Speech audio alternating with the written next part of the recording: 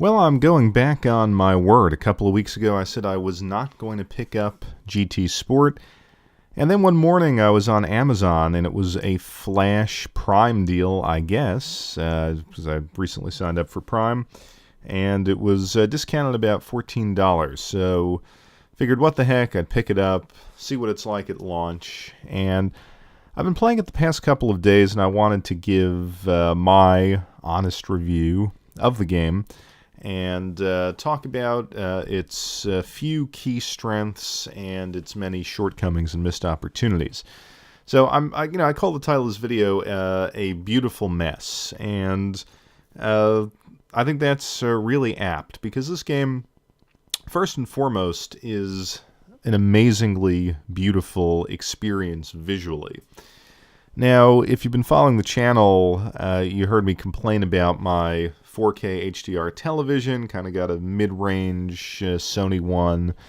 It's now, obsolete. I guess they released their new line for 2017, but it was a 2016 model.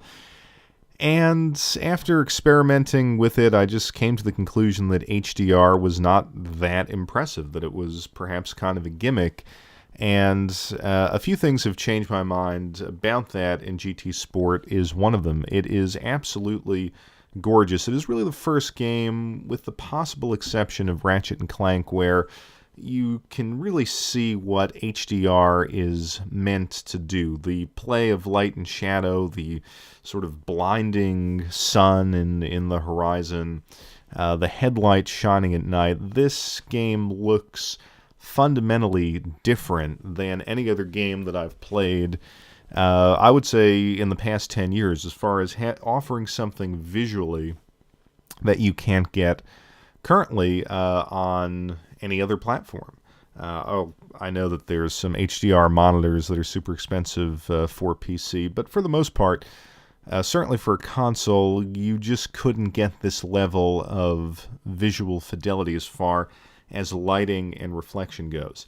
And just a couple of tips in that regard. A few things I think got me to the point where I could appreciate HDR. One is that you have to set the PS4 Pro to limited as far as the RGB color range, and you also have to set your TV to limited, which is something I didn't do, and that apparently, as I read up on what HDR is and how to calibrate the television sets and all that, that will apparently create that washed out look that I was complaining about. Secondly, the TV itself had two recent updates, I think one over the summer and one just before the release of GT Sport, oddly enough. And so fiddling around with those settings, downloading and installing the updates, apparently the updates told the TV how to handle HDR a little bit better.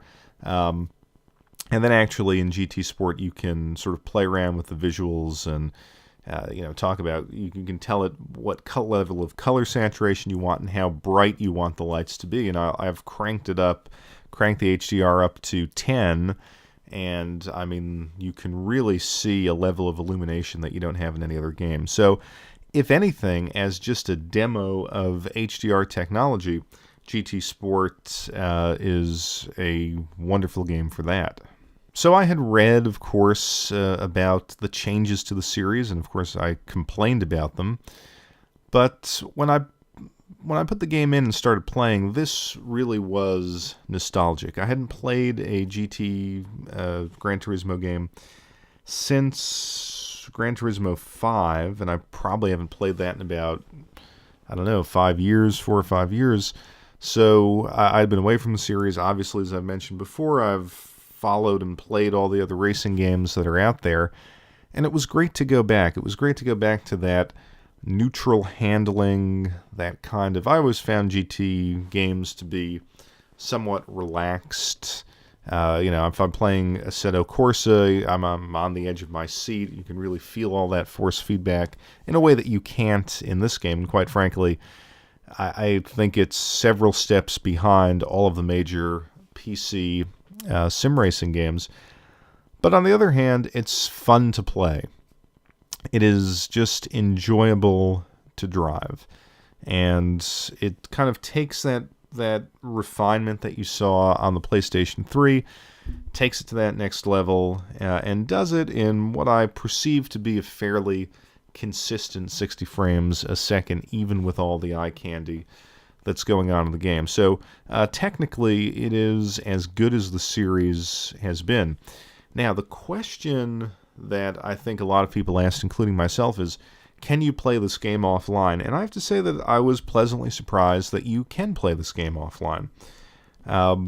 It has a campaign mode where you can go to the driving school and do challenges there and win cars. There's kind of learning the track mode where you can sort of break down all of the turns on many of the tracks, I guess all of the tracks eventually. And there is like a racing challenge where you can go anywhere from like a quick couple of turns to full endurance races, and again to win cars. So in addition to that, as a time trial mode, and it has an arcade mode, and that arcade mode is basically you setting up your own race. It can be a 2-lap race. It could be, I don't know what the max is, but it can be a long, 15-hour endurance race. So you can take all the tracks, take the cars that you have, and create a race weekend. You can turn on tire wear, pit stops, qualifying, all of that. And you can play against the AI and play this game in single-player mode for as long as you want. And actually that is fine for me for kind of it's really the only racing game I have on the PlayStation 4, and it's what I do in many of the PC racers. I'm not an online racer, so I like to create a race weekend and just play through it and relax and have a good time, and I can do that in the single-player mode in GT Sport, and of course win cars. There's a daily mileage challenge, there's kind of an overall mileage point system, and there's a leveling system, so you can unlock the cars and the tracks on a nice daily kind of consistent basis. And the payouts have been pretty good. In the single player mode, I did, just by doing the, I guess, daily mileage challenges, I unlocked 3 million credit cars. So it's not like the game is punishing me for playing in single player mode. Now, the issue you'll run into, as has been reported everywhere, is that there is a severe lack of content. There's a lack of cars, and there's a lack of tracks. The cars, they're fun, and they have a nice variety. They have a lot of, again, concept cars and things like that. The tracks are beautiful to look at. In fact, I would go so far as to say that they are the most beautiful tracks that I've seen in a racing game, just the way they undulate, and they feel three-dimensional and alive in a way that really no other tracks feel. And granted, I haven't played Forza 7, so but as far as Project Cars 2, Assetto Corsa, Race Room, Automobilista, I mean, these courses, like I said, they just have a depth and a color palette, and obviously the lighting. It is really impressive to behold. The problem is there are not that many of them. And I have to say, having played this game from Tuesday until now, Saturday, when I'm recording this, it's getting a little stale. It's getting a little thin. And yeah, I've racked up some credits, and I'm still unlocking things, and I can go buy. There's a lot of cars that I still have to buy, but I can see where the game is wearing thin. So I can only hope that over the coming months and years that is added to. Now, whether or not we'll have to pay for that, I will speculate about in a few minutes. But getting to the online racing, I did try the online racing, and I'm not a big online gamer, and I do not like iRacing, which is what this version of Gran Turismo is trying to emulate. So while it's not something that I would do personally, it's not something that I have the time for. I mean, basically, even you could set up a lobby and play casually, and I did that. Didn't run into too many issues. There were a couple disconnects. There was a race where I got on the grid and the green light went and the race started, but my car would not move. So a few things like that, but I'm guessing they'll hammer out those issues. My problem with the competitive mode and this intense focus on the competitive mode is that these races are timed, so you actually have to build time into your daily schedule to go race. And if you want to do it properly, you've got to do qualifying, you've got to do practice. So I cannot game on someone else's schedule. I can't game on the schedule that Polyphony is giving me. Now, there's a race every hour, and if you're so committed to this, you will make time to do it. And I have a lot of respect for the kind of pros out there who try to do this, but it's not how I want to spend my time. And the problem with the game in forcing a lot of the focus onto that online mode is you're taking away the choice from players for whom that's not terribly interesting. So I think it's a fresh idea, and in the way I appreciate Street Fighter players, I would certainly watch a top race if they broadcast it and go the esports route. So, but it's not something I want to do personally, and that's really where the crux of the issue comes in. I could accept the fact that Gran Turismo wanted a new direction. They've had the same kind of game for a while, and I like that game. And that one of the things that was kind of interesting is I played and remembered and was actually getting nostalgic for Gran Turismo is I really did like 5. I really did like 4, and of course the classic Gran Turismo 1 and 2 on the original PlayStation. I never really played 3, surprisingly. But I feel like they could have taken the step to kind of refresh the series and still kept what made it fun. And that was just the passion it communicated about cars. And you could have made the change. Hey, it used to be about being passionate about collecting cars. Now we're going to cultivate a passion for driving them and driving them well. But there's no meaningful career mode to even do that. So what they could have done is say, hey, yeah, we're going to reduce the amount of cars, but each car, as special as it is, and these cars are beautifully, beautifully detailed, we're going to kind of give you a career mode where, yeah, maybe you start off in the Mazda MX-5, or we'll give you the Toyota FR15 or whatever they have in there, and you're going to drive this car and go through different events, and then you'll unlock the next car so that your single player experience would be more engaging than just, let me rack up the miles, get my daily unlock, and be done with it. I think it veers too casual and too superficial in the single player modes that there are. And I think with a more fleshed out mode, it would have satisfied the players who like that kind of isolated career experience, but also it would kind of fit with their objective of getting you to drive better. If you sort of progress through each car, learning the nuances of each car, how it behaves on each track, you could theoretically improve your skills and do well online. So I think that's the key flaw. Now, what we're seeing online is a lot of people feel betrayed by this game. And hey, there are some casual gamers out there who didn't follow the news, and Gran Turismo means something to them. Maybe it's one of the few franchises that they play and that they pick up, and so they feel let down. And I know GT and the Kaz guy who runs the series, he communicated from the outset that this was a totally different game, a totally different approach. But I think you can see the miscalculation and perhaps even misreading the audience. I don't know that the audience for Gran Turismo is going to follow it into this very, very niche genre of online competitive sim racing. And it's the same problem Street Fighter had. It wanted the kind of casual couch players, arcade mode players to follow it into this super competitive realm. It didn't need to do that. It like I said, it could have been both.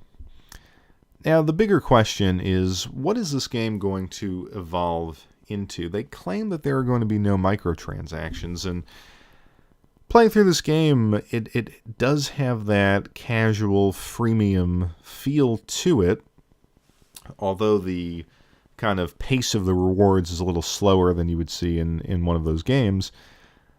At the same time, I fail to see why they wouldn't try to sell DLC. It seems like if you look at something like iRacing, what they do is they don't have a loot box model where the microtransactions give players a competitive advantage, but they have a lot of DLC, and it's, you have to pay your way into the higher level cars and racetracks.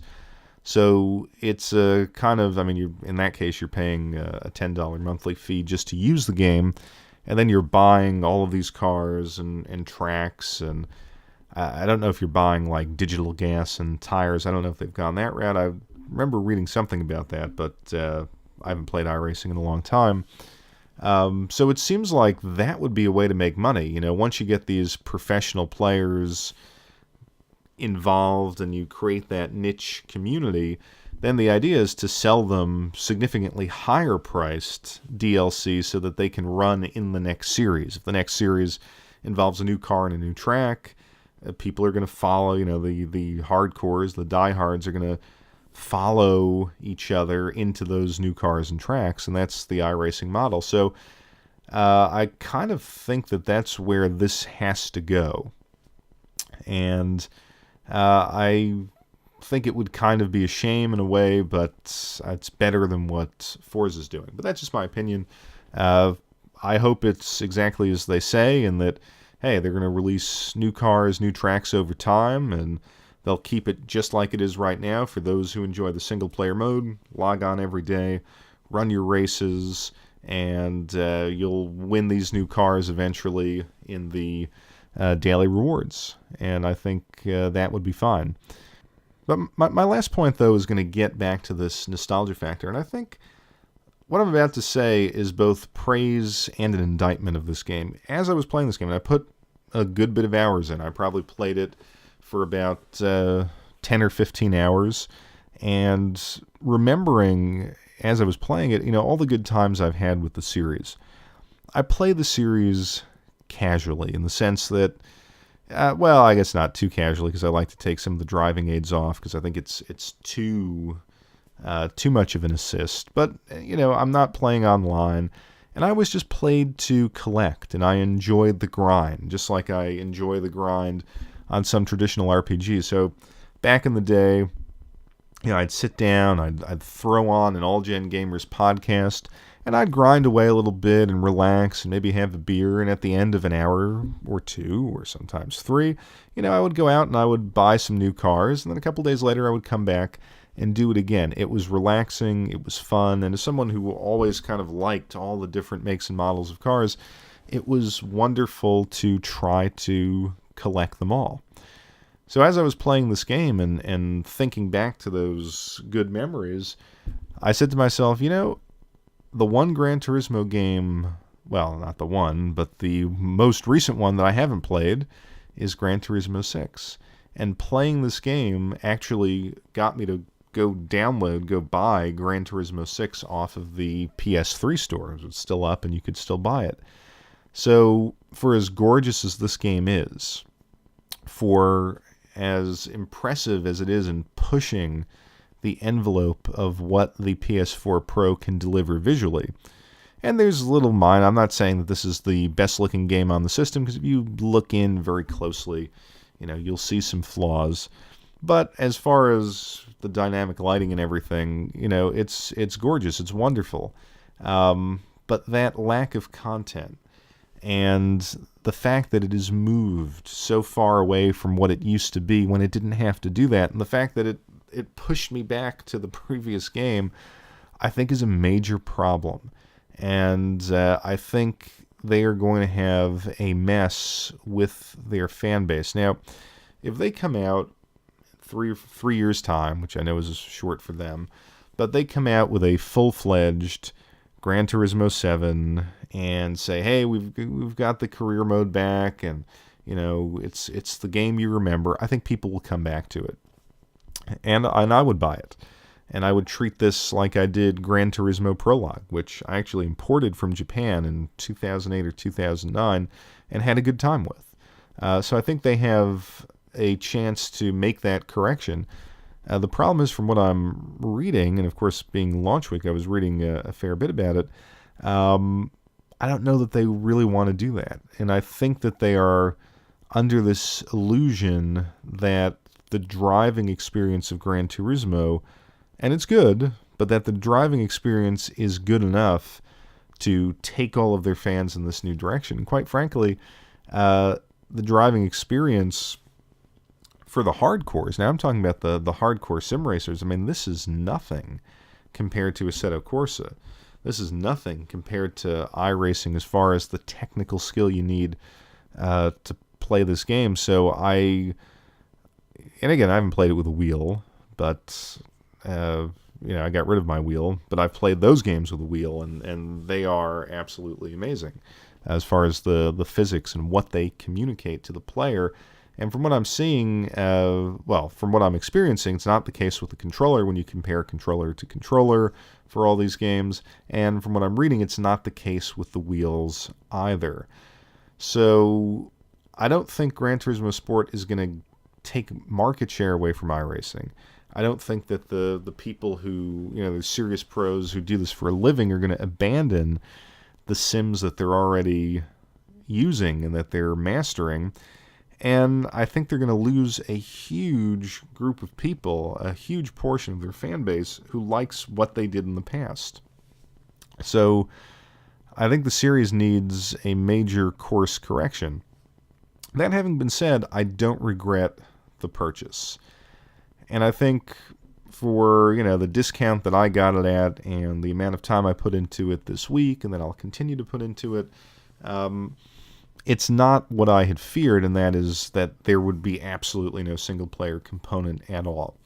But as far as the single-player component goes, it's significantly less engaging than probably all the other driving games that you can buy on the PC, and on other consoles for that matter. And in the end, though it's functionally equivalent to its predecessors in the sense that the single player is about grinding to unlock cars, the kind of framing of that grind is significantly less appealing in GT Sport than it was in the previous games. So it's beautiful, it's fun, but it's still a mess, and it's a mess that I think this franchise needs to clean up pretty quickly and needs to get the traditional fans back on board. Otherwise, I think the future is very, very tenuous for this title.